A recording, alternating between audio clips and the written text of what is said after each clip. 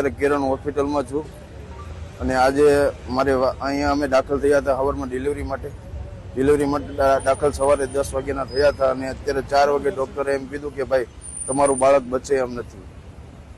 કોઈ જાતની કોઈ સારવાર અમને મળી નથી અને અંદર કોઈ સરખો જવાબ દેતા નથી. મેડિકલમાં દવા લેવા જાય તો બી 2 કલાક વેઇટ કરાવે છે. એ લોકો અંદર ગેમ રમે છે, બધું રમે છે, પણ કોઈ સામે જવાબ દેતું નથી. અને ડોક્ટર તો ધ્યાન જ નથી આપતા, અહીંયા ડોક્ટર ધ્યાન જ નથી દેતા. ડોક્ટરને કહેવામાં મેં કીધું કે ભાઈ આનું શું કરું કે આ વસ્તુ થાય. છેલ્લે લાસ્ટમાં 10 મિનિટમાં એમ કહે છે કે તમારા બાળકને ધબકાર નથી, ત્યાં લગી બધું સારું રહી છે. 10 મિનિટમાં છેલ્લે એમ કહે છે કે હવે તમારું બાળક બચી કે એમ નથી. મારી માંગ એ જ છે કે ડોક્ટર રૂચ શાહ અને કિરણ હોસ્પિટલમાં કોઈ આવે ને ડોક્ટર રૂચ શાહનું લાયસન્સ કેન્સલ થાય. મારે એ જ માંગ છે. અમને ન્યાય એ જ જોઈએ છે. અમને 11 વાગ્યાના ગોળ ફેરી છેલ્લે એમ કીધું કે હવે કાંઈ વધ્યું નથી, એમ કાંઈ બચે કે એમ છે નહીં.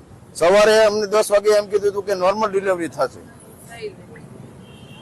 મારું નામ કોમલ ઘુઘારી. આજે કઈ જગ્યા છો અને શું બનાવ બન્યો છે? અમે કિરણ હોસ્પિટલમાં છીએ. આજે મારા ભાભીને ડિલિવરી ટાઈમ હતો, અમે લઈને તપાસ કરાવવા આવ્યા હતા. ડોક્ટરે કીધું કે તમારે દુખાવો છે ડિલિવરીનો, તમે એડમિટ થઈ જાઓ. અમે લોકો એડમિટ થયા 10 વાગે અને એ લોકો ધ્યાન નથી દીધું. એડમિટ કર્યા પણ એને કોઈ પ્રોસેસ ચાલુ નથી કરી.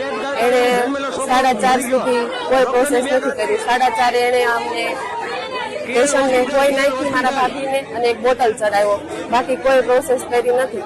પછી 5:30 એ લોકો પાછા આવ્યા અને ધબકારા આપ્યા. ત્યારે બાળકના ધબકારા હતા નહીં, એટલે એને ઇમરજન્સીમાં સીઝર કરવાનું હતું. અમે લોકો હા પાડી દીધું કે વાંધો નહીં, સીઝર કરી નાખો.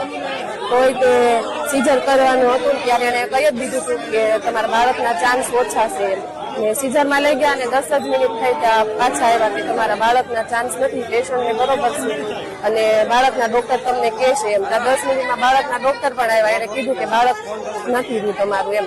એટલે આ ડોક્ટરની જે મેઇન ડોક્ટર છે ને ઋતુ શાહ જે છે ને એની જ ભૂલ છે.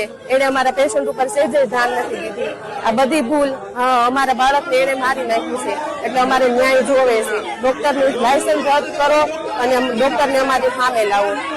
આ મોટામાં મોટી હોસ્પિટલ છે પણ નામ બહુ નાનું થઈ ગયું છે એનું. ડોક્ટરની કોઈ એટલે કોઈ જવાબદારી કોઈ લેતું જ નથી. એ લોકો નાસ્તા કરે, અહીંયા પેશન્ટ ધકી થતું હોય અને એ લોકો નાસ્તા કરે છે. અમારી સામે બધા પેશન્ટ સામું રાયડું નાખતા હતા, અમે બધું જોયું છે.